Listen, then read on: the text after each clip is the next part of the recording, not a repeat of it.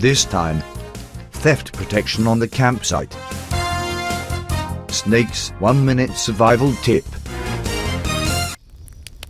If you have set up a camp in an area that's pretty isolated, you can hide small valuables under a rock, a rotten tree stump, or under your tent. Typically these are the most recommended actions among campers, and it is still smart to hide your belongings that way. Done like this, you won't make it easy for thieves. In this context, a fire pit is an excellent place to hide small valuables like documents, keys, or money. But be warned, you need to know how it is done the right way.